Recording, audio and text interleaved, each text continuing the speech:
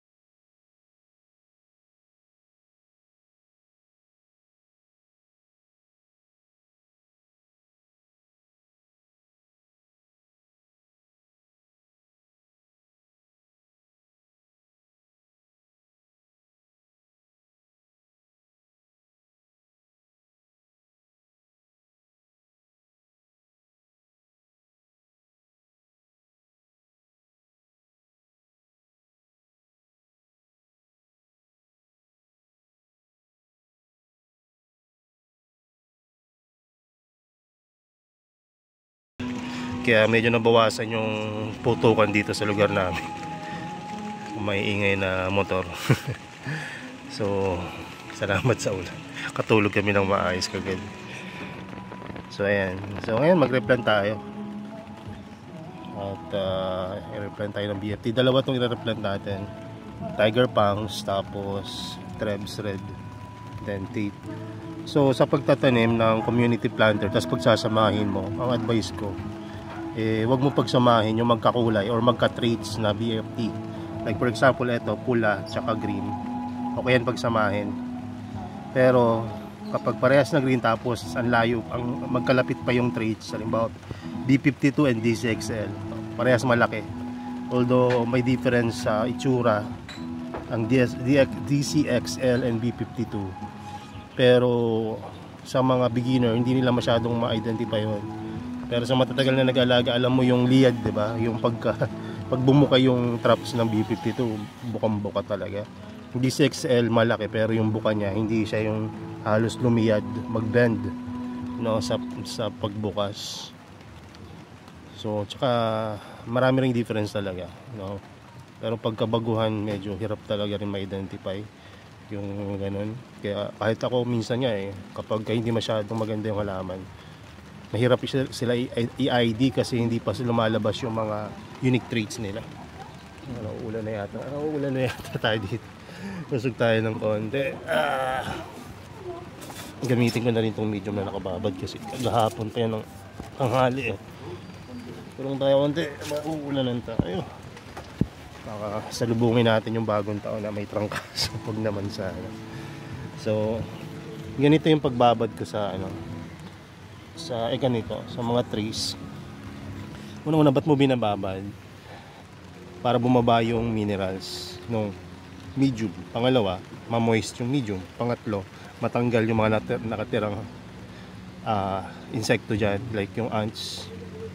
Kasi pag naumpisahan yan, na dyan sila tumira, kung problema ka, wala pang 3 buwan, kailangan mo na mag-replant o kailangan mong idubog uli sa tubig yung mga halaman mo.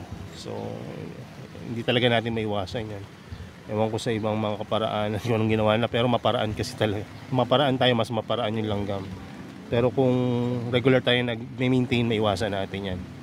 So ayun, so, tara, gawin na natin. Dito na natin ipasok. So na shit! Ang bigat. Wait lang. Oops.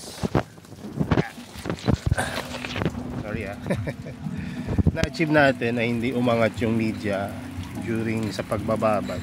Ay, nilagyan natin ng kulambo. Itong kulambo, ba't hindi rin umangat? Umipit natin sa another trace. Make sure lang na parehas yung size ng trace mo at yung nasa ilalim para hindi umangat basta-basta itong kulambo na to. Kaya medyo lakihan nyo yung, yung net. Ayan.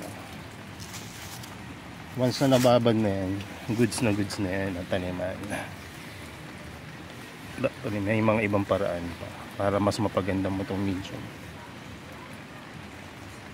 Unahin ko muna na i-transfer sila lahat at ma-organize natin itong taas.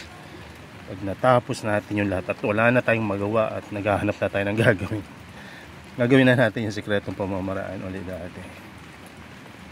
Kasi ayun, sa tingin ko yung susi sa tagumpay ngayong 2025. Ang gagawin natin, yung medium nila, para mabilis lumaki at dumami, gagamitin natin yung secret medium natin dati. So, ang pamamaraan na yun, hindi para sa lahat. Kasi kailangan mo siyang i-transfer agad after 2 to 3 months. Kasi kung hindi, maaring mapabayaan mo na uminit bigla, mabilis mapatuyo yung medium na yun. Yun, basta. At madali rin makatunaw ng halaman yun kung hindi marunong yung gagamit. Pero kung tama yung proseso at naobserba mo na madalas, ang bilis nun makapagpalaki. 2-3 linggo. Kahit galing pa yan sa kung saan man lugar. Ang ganda, ang dami ng leaves niyan agad. Tapos healthy pa. Yung pinakamagandang state niya ma-achieve mo. Ayan. So, gagawin natin yun kapag naka-belo-belo na tayo. Ang dami pa natin gagawin eh. Kaya, kung gusto nyo makita agad, hanapin nyo na lang yung video natin about doon nga sa yung mga first 20 videos ng channel na to. Nandun yun. Hanapin nyo na lang. Ano yun eh, kasabay nung mga medium na sphagnum and perlite sa tungkol sa water, yung mga basic.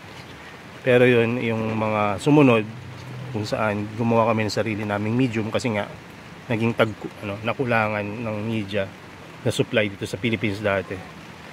Kasi ang supply ng sphagnum and perlite dati, dyan nabili sa QC Circle, sa Evereach, yung mga compressed sphagnum moss. Hindi pa nagtitinda dati yung mga nagtitinda ng sphagnum moss na galing sa Mountain Province. So noong time na yun, ayun pa lang yung mga option. So doon pala nakakabili. So nung nagkaubusan, doon kami nag-experiment sa medium. Mas doon namin na-discover na yung medium na yon, bukod sa mura, napakaganda doon sa carnivorous plant. Maraming ngingiwi yung panga at kukunot ang noo kapag narinig yon. Pero effective yon. Kahit na yung ibang matatagal na nag-alaga, bumili sa akin nun at confirm. Kahit na old stock. Kasi naubos agad yun eh. Tapos meron akong old stock na hindi ko na binibenta. Binili pa rin sa akin. Tapos sabi nila, sir, kahit na luma na to. Kahit pangit nga na yung luma na. Kasi ang nilagay ko doon, pumice pa. Pero yung epekto doon sa plants na napakaganda. So yung mga nakabili nun dati, alam na yung mix nun. Yung proseso na lang yung kanilang pag-iisipan kung paano ginawa yan. So makikita nyo yung proseso na yan doon sa video na in-upload ko dati. So magtatanim muna ako ng mga alaman. Hindi ko alam kung paano ko itipapatong. Wala akong dalang clip. But anyway, gawa natin ang paraan yan. Saglit lang. Dito natin propesto. Nakita naman dito pa nagtanim tayo. So unahin na natin tong pula. Itong Trebs Red Dentate. Ito natin tanim. Dito na lang sa bandang unahan. So unahin na natin tong nandito kitang kita.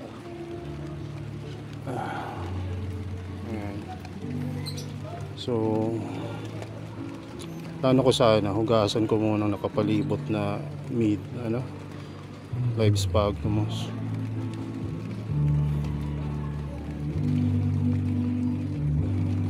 Kuha pala ako ng panibago. Ayaw kong isama tong live na to papunta dito sa bagong media kasi kaya nga nagpunggos dun eh. Sumahawa tong medium natin kaya I-uproot muna natin to, babad natin sa tubig muna, tapos magugas tayo ng live sphagnum na bago. Meron dun mga nato yung live sphagnum, so pwede yung gamitin. So ito yung hinugasan ko na sphagnum. Hindi mo natin mapakita ito na mga isa. Pinipag ano lang, para ko lang nilaban.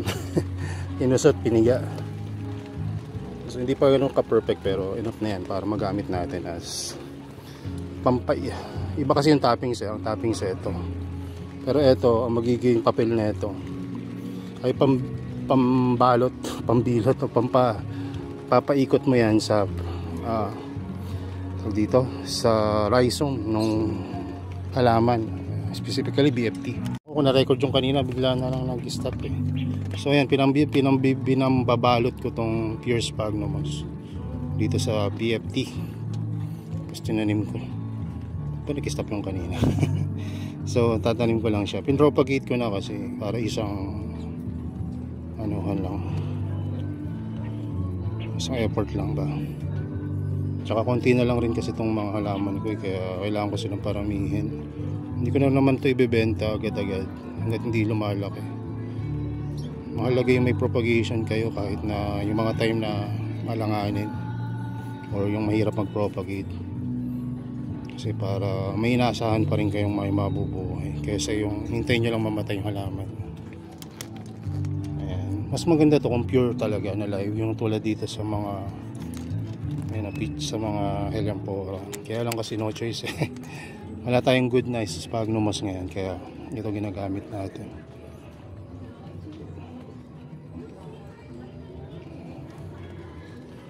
So matagal-tagal na rin naman sila sa labas, parang isang buwan na mahigit. Dati na dito sila sa loob, ngayon unti-unti ko na silang nilalabas. So, linis, propagate. Dalawa. So kung tatanungin nyo kung paano ko nilinisan yung live sphagnum moss, parang ano ko lang, nilaban ko lang, kusot konti, piga. Siyempre may tubig na low minerals, rainwater. So yun ako, ang dami nakakanta. Sana hindi maging issue to upon uploading sa sa YouTube.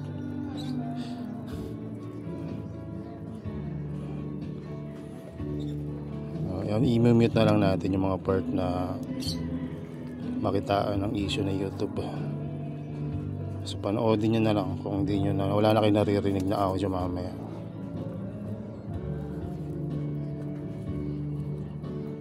Ganun si YouTube eh, pag nakakarinig siya ng music tapos nare-recognize niya kung anong title o sino yung kumanta, so wala kang permission na gamitin yung kanta na yun. Ano ko niya, lagyan niya ng ano yan, marka na hindi pwedeng i-monetize. Kung i-monetize mo naman, may hati yung kumuha ng kanta. So kaya ganyan, minumute ko na lang. Napapanood naman yung video eh. So yan. So itatanim ko lang to. Natapos ko tong pula, hindi ko na i-video yung malaki siguro. Siyempre pang mapanood.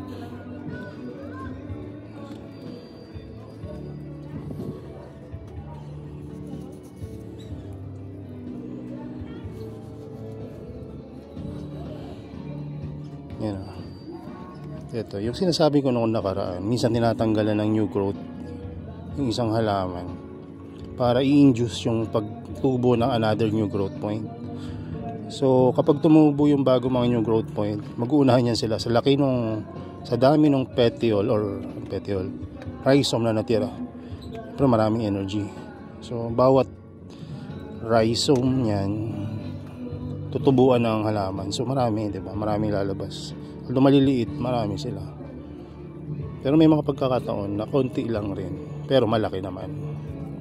So para sa akin, panalo pa rin yun hanggat buhay yung halaman. Bihira naman mamatay yung BFT upon propagation. Ang iba na lang dun sa mga talagang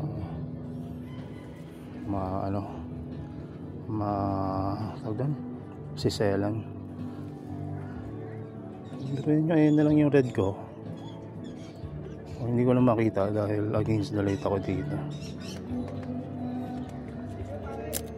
Naputol. Putol yung ano. So lagyan lang natin yan dyan. So ngayon itanim naman natin yung, ayan, ingay na nila, tiger pang. So ito tiger pang, dito na yan. Dalawa yung level ko ng tiger pang kasi dalawang trays to dati. Ngayon tignan nyo, kalahating tray na. Epekto ng hindi nagpo-propagate at ng El Nino last time. So kunin naman natin tong tiger pangs. Ang maganda sa tiger pangs, ito nga, green cultivar siya. So green cultivar, kilala yan sa mga mabibilis na lumaki at madaling alagaan. Ang red cultivar naman, marami rin nabiling beginner yan kasi nga tatawa sila sa kulay. Pero kung kulay lang at kulay pag-uusapan, walang tatalo sa scarlatin, isa rin sa paborito ko, which is wala na ako nun ngayon. Dati hindi ako nawawala nun, talagang kahit mahal binibili ko. Pero ngayon kasi hirap ako mag-alaga ng carnivorous plant, BFT. Kaya tsaka wala rin ako nakikita nagbebenta. So pero kung meron kayo nun, i-flex nyo naman.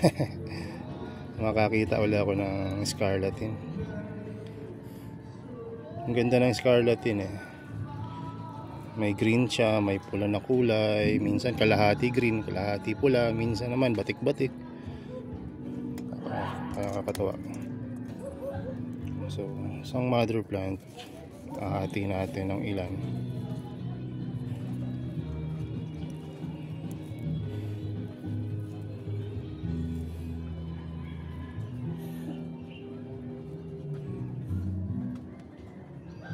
Ang daming ganda yan, hiwa-hiwala eh.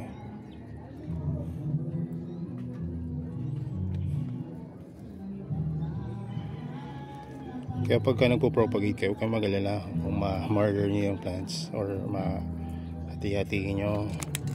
Kasi pag nahati nyo, po-propagate nyo naman yan eh. Gagamit nyo as propagation material.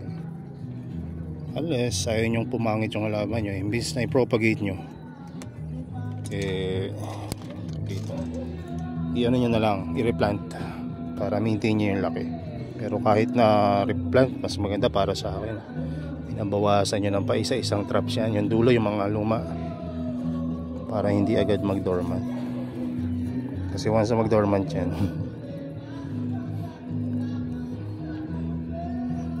mahirap yung pagbago yung reaction pag nag-dormant yung halaman. Parang yung seya mo. Wala natulog yung halaman. Wala nang growth. Parang mamamatay na. Walang response mga traps. Diba? Tapos nung mga unang mga post mo naman sa Facebook, napakaganda. Ganyan yung karanasan ko dati. Biglang ganda. Tapos dormant. Nasobrahan sa post. Ayan. Yun. So ate, propagate lang. Dati bihira ako mag-propagate nung sobrang dami na ng halaman kasi nga walang masyadong demand. So yung time na yan, ang dali rin mag-alaga. So sabi ko, hindi mo na ako propagate, palakihin ko muna, palakihin to. May mga ano naman may mga maliliit naman na propagation yan kahit hindi may propagate. Usa silang nadami rin. Kapag malaki, noong time na, di ba, last year lang rin yata, o last 2 years, bilis rin mabili ng mga halaman pag sobrang laki na. Ginagamit ng mga estudyante as research materials. I-head siya na.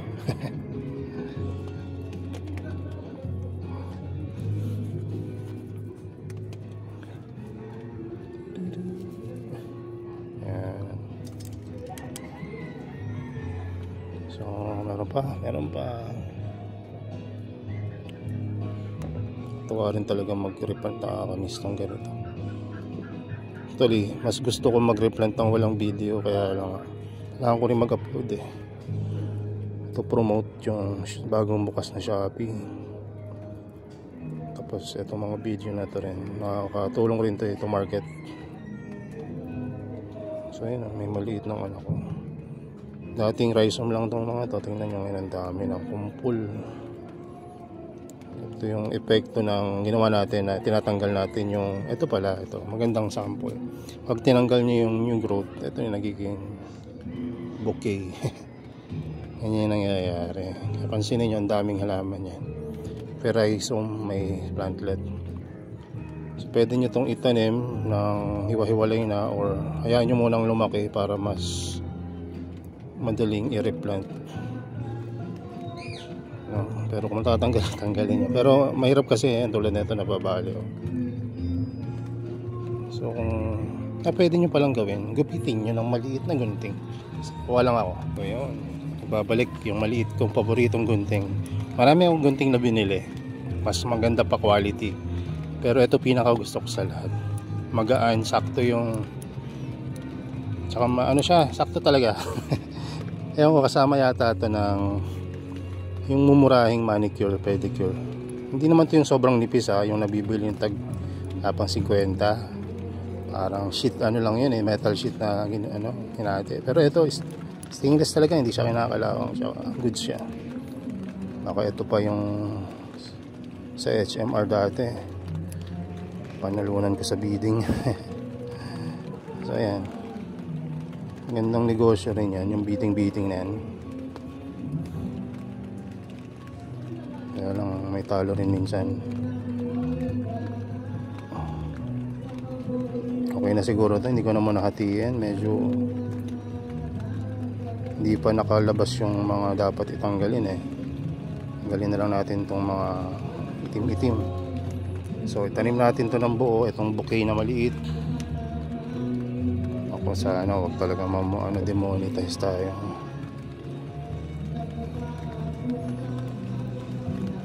Sayang kasi yung alam niyo yun, yung momentum na gusto mong pagpaganda ng growing area, mag-maintain. Tapos itigil mo lang dahil dami nakakanta. Hindi ako against sa nakakanta. Gusto ko nga yung ganyan. Kasi magbugbugan sila sa labas, kantahan na lang sila.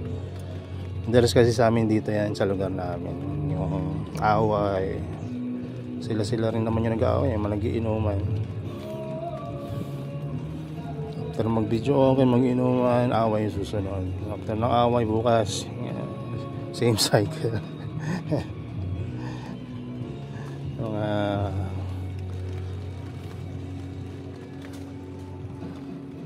ayan yung lifestyle nila, respetahin na lang natin. Dari naman silang pakil sa atin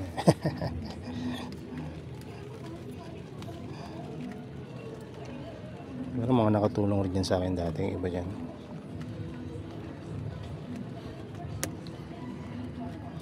Katulong in terms of ng hydroponics pa kami dati. Nag-hydroponics ako, sila yung taga-butas ng mga styro tsaka cups, tsaka taglagay ng mga tape. Ayun yung una, kaya ako napasok sa paghahalaman. Una kami sa hydroponics dati. Ito, meron pa natira. Dami pa pala ng tiger palms. Kaya malakas akong loob ko mag-propagate ng tiger palms tsaka ng ibang mga plants dito. Meron na akong sineparate na tagtatatlo bawat cultivar. Kaya lang problema, may mga bumili na nitong Pasko't Bagong Taon. So hindi ko alam kung bagay, okay lang rin naman na wala akong mai-release. Hintayin na lang ng ilang panahon, makakapag-release naman ulit. Dati continuous talaga yung release natin, diba? Kasi nga regular tayo nagpo-propagate. Nantigil yun dati. Ngayon kumunti na yung halaman, kaya natigil tayo ng ilang panahon. Pagka tinamaan ka ng katamaran Kaya tama rin minsan yung advice ng dati kong yung mga nakakasalamuha ko na mas matagal pa sa akin na mga pag-aalaga o sa pagninegosyo na maliit na ganito. Sabi nila, tumuto ka lang sa isa or dalawa. Ako kasi gusto ko lahat ng pwede kong mailagay dito sa growing area, isubukan ko. Kaya lang, anong nangyari, na-busy ako, tapos feeling ko dun sa mga ibang hobby na pinasok ko, hindi siya ganun kaasikaso, at sa huli nalaman ko na mali pala ako. Kailangan kahit anong negosyo, kahit na medyo passive yan, kailangan mo pa rin talagang i-maintain, i-check, alagaan, may mga gagawin ka pa rin talaga, effort. Pwedeng pahiga-higaan na lang talaga. Kala ko pwede yun eh. Magbabake niya lang sana ako palagi. Hindi pala. May nakalimutan na itanim dito. So kasi magbike ng time na yun. Sabi ko, okay to, yung mga pinasok ko na hobby na pwede rin akong kumita. Tulad ng beekeeping. Sabi ko sa beekeeping, mga first 3 months ka lang mag-e-effort, after nun passive na kasi hindi mo papakainin ng bees, hindi mo papainumin, lalagyan mo lang siya ng bahay tapos hinintay mo siya ma-establish. They can also depend yung kanilang hive against sa mga threat sa kanila, predator like ants, spider and lizards. Pero sa huli na pagtanto ko hindi pala first 3 months, mga first 1 to 2 years siguro, lalo na kung dito ka na sa lugar namin na wala masyadong foraging area. So yun, no, sa nabisi ako, dami rin namatay sa mga bees, tapos sa halaman ko na dami pa kasi nga nabisi talaga ako. So kailangan yun nga, maganda, focus ka lang. Kung hindi ka mapopokus sa isa, i-manage ng iba na talagang kilala mo. May dala na rin kasi ako dyan eh, kahit mga kakilala mo, yung pa nagsisilbing daan para hindi kayo maging kaibigan. Mga partners.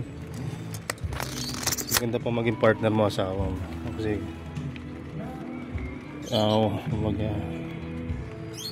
kahit malugi kayo, ano man mangyari sa negosyo nyo, magkasama pa rin kayo pagkatapos, no? Hindi tulad sa magkaibigan kapag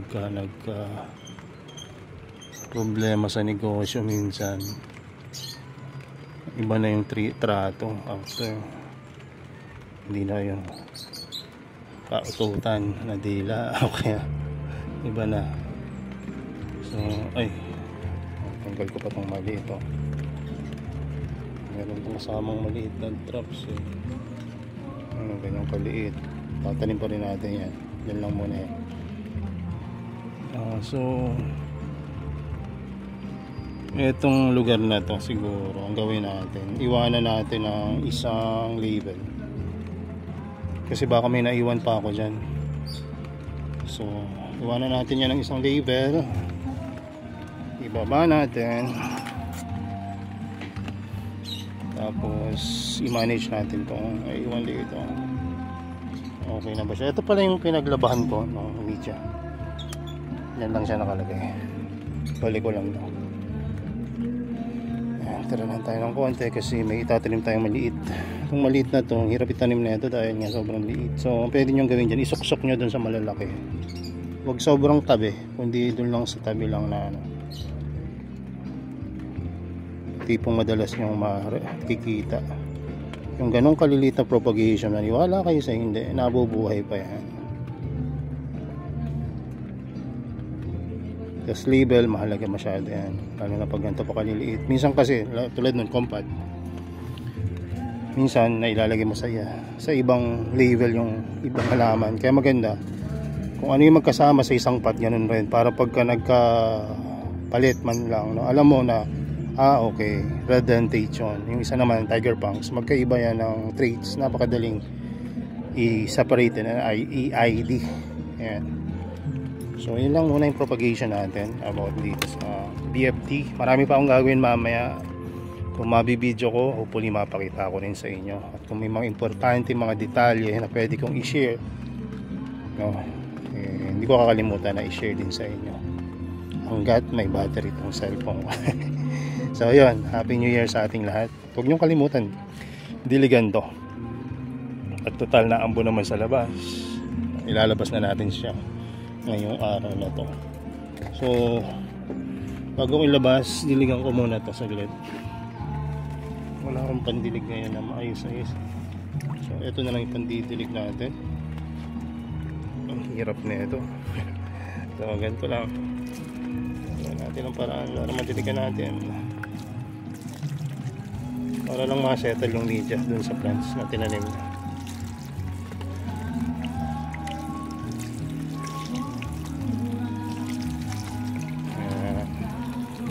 Alam nyo, malaki naging ano rin sa akin tulong yung pinakabit ko na reverse osmosis na pambahay. Kasi kapag tulad nito maulan, marami tayong tubig, so nakakikilos tayo na maayos sa sa pag-alaga ng carnivorous plant. Pagka naubos na yan yung rainwater nyo, paano na? So bibili na kayo ng bibili. So mas matipid na bumili kayo ng one time na reverse osmosis system na nagkakahalaga lang yan ng 5 to 7,000 or 7,500 nung time na binili ko. Pero parang mga 5-6 ko lang yan nabili dahil sale sa Lazada nung time na yan. Gamitan ko ng voucher at chuchuchu. Tapos bago lang yung store. Pag bago lang yung store, pagka made in, alam niyo na kung saan, diba? Ang mura nila magbenta pag mga kauna-unahan kayo. Ang risk lang talaga pag dumating sa inyo nasira, tapos hindi kayo marunong magbalik. Ako, malakas ang loob kong umorder ng mga ganong klase ng gadgets like cellphone, tsaka yung mga ganon nga, mga RO system, kasi alam ko kung paano ibalik tsaka mag-refund. No, nito lang nagamit ko yon nung bumili ako ng rice cooker na Micromatic.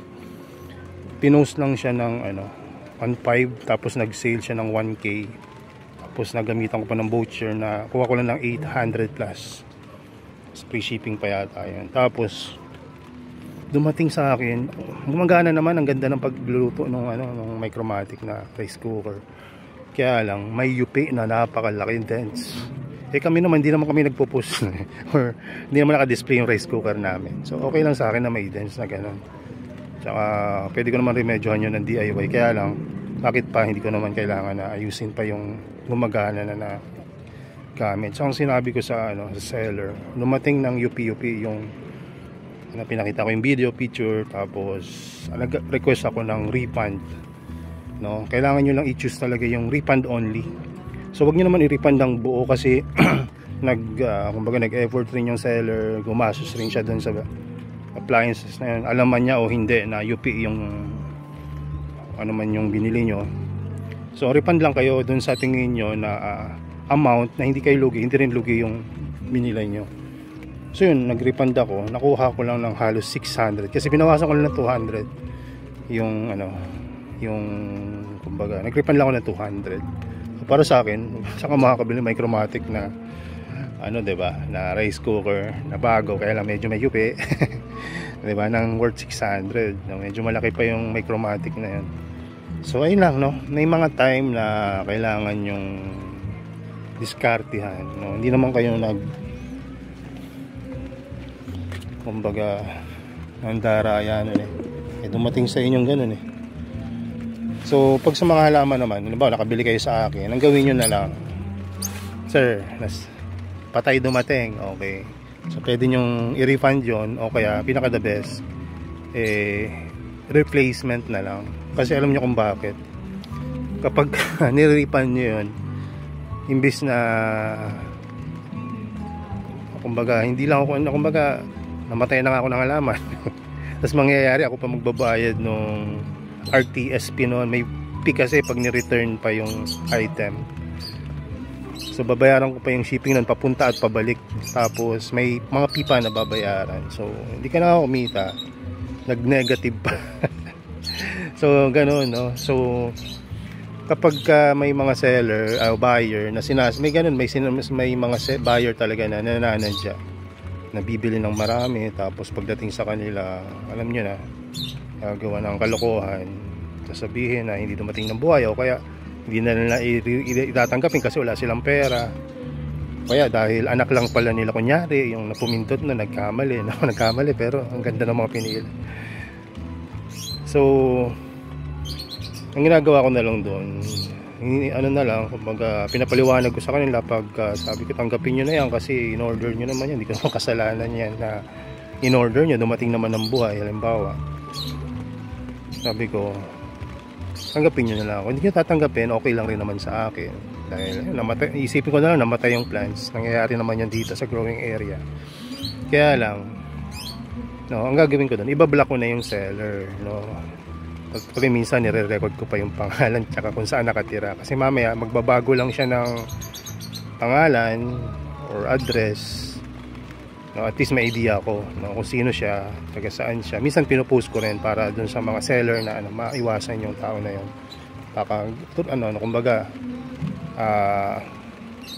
Kumbaga baka gawin rin sa kanila. So minsan binablock ko na lang or madalas binablock ko na lang para hindi na sila maka-order.